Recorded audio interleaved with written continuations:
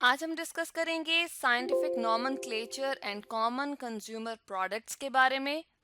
अगर हम इस टॉपिक को देखते हैं तो साइंटिफिक नॉमेनक्लेचर है, मतलब साइंटिफिक नॉमेनक्लेचर के कुछ केमिकल्स ऐसे हैं जिनका खास तौर पे साइंटिफिक नाम रखा जाता है।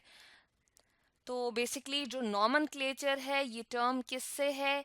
ये टर्म नेम रखने से है या नेमिंग से है। ऐसी हम कहते हैं कि ये टर्म है जो नेमिंग से एसोसिएटेड है, यानी कि मुख्तलिफ किस्म के केमिकल्स जो हम इस्तेमाल में लेकर आते हैं उनके साइंटिफिक नाम मुख्तलिफ होते हैं, लेकिन कॉमन कंज्यूमर प्रोडक्ट्स जो हम आम तौर पे प्रोडक्ट्स इस्तेमाल कर रहे होते हैं उसमें उसको और तरह से नाम लिया जाता है। फॉर एग्जांपल, अगर यहाँ पर एक फार्मूला लिखती हूँ, जैसे कि ये मैंने शो किया है। Na सोडियम के लिए रिप्रेजेंट किया जाता है, HCO3 इसको बाइकार्बोनेट कहा जाता है।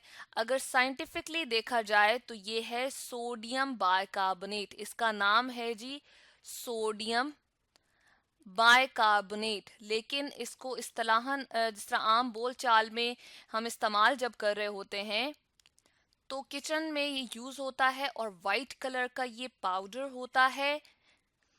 और इसको कहाँ पर इस्तेमाल किया जाता है? इसको बेकिंग के लिए इस्तेमाल किया जाता है, इसलिए इसको आम बोल चाल में क्या कहा जाता है? Baking powder.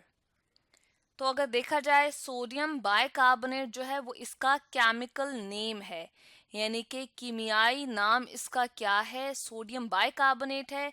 जबकि अगर देखा जाए आम बोलचाल में जो हम इसको नाम लेकर इस्तेमाल करते हैं वो है बेकिंग पाउडर। तो इसलिए सोडियम बाइकार्बोनेट जब नाम लिया जाएगा तो ये सिर्फ उसी को मालूम होगा जिसकी जो है वो केमिकल नॉलेज होगी या इसके बारे में जो है वो बैकग्राउंड रखता होगा, केमिस्ट्री के हवाले से वो कुछ जानता होगा, तो उसको पता चल जाएगा कि सोडियम बाइकार्बोनेट इसको कहा जाता है।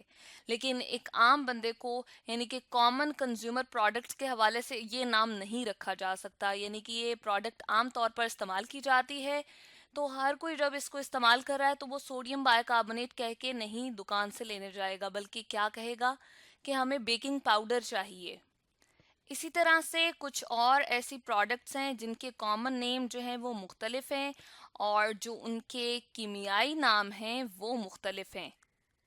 जैसे फॉर एग्ज़ाम्पल मुख्तलिफ़ किस्म के वाइटामिन्स होते हैं, हम इस्तेमाल भी करते हैं, डिफरेंट फ्रूट्स वगैरह में भी अवेलेबल होते हैं।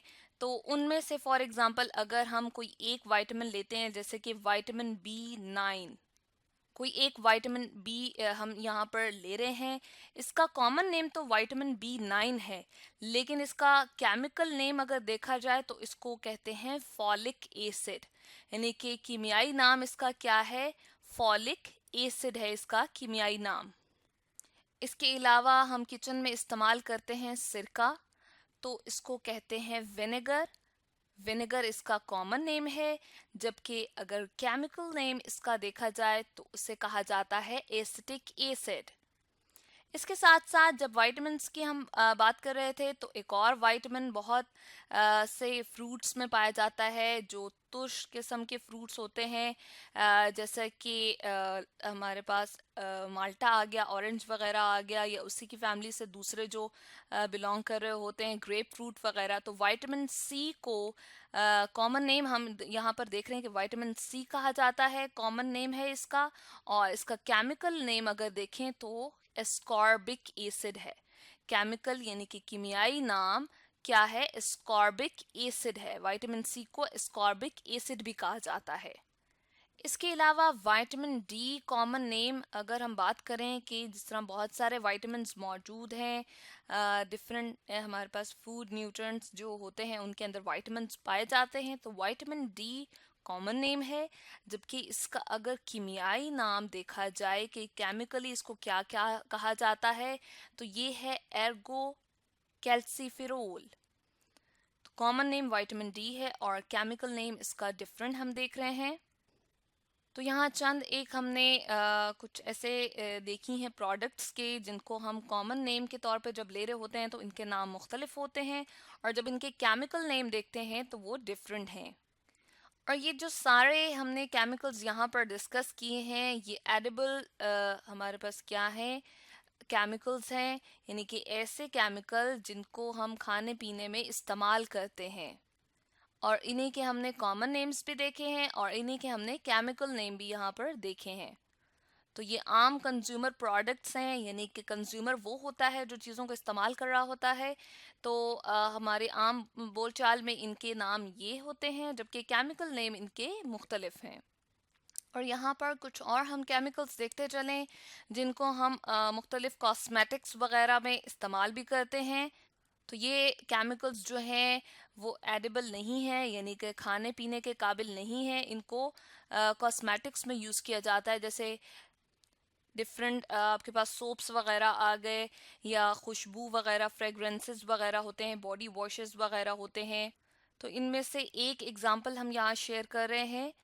सॉरी, यहाँ पर हम करेक्टली नेम लिख लेते हैं, इथाइलिन ऑक्साइड है। इथाइलिन ऑक्साइड, अब ये केमिकल नेम है जिसका केमिस्ट्री से ताल्लुक होगा, या इसकी बैकग्राउंड जो किसी की बैकग्राउंड अगर केमिस्ट्री से होगी तो वो इस बात को या इस केमिकल को समझ पाएगा, उसको पता चल जाएगा। लेकिन आम कंज्यूमर को या आम इंसान को जो है वो इसके बारे में इतनी ज़्यादा मालूमात नहीं होगी। तो ये यूज़ कहाँ पर होता है, ये शैम्पू वगैरह में इस्तेमाल होता है। इसके अलावा बॉडी वॉश जो होते हैं उनके अंदर भी इसको इस्तेमाल किया जाता है। इसके अलावा 1,3-ब्यूटाडाइन की अगर बात करें तो इसको जो है वो स्प्रेस के अंदर इस्तेमाल किया जाता है। इसके अलावा शेविंग क्रीम्स के अंदर यूज़ किया जाता है। और इसके अलावा सूरज से की शुआओं से, ख़तरनाक शुआओं से बचने के लिए ख़ास किस्म की क्रीम्स होती हैं जिन्हें सनस्क्रीन्स कहा जाता है, उसके अंदर भी इसको इस्तेमाल किया जाता है।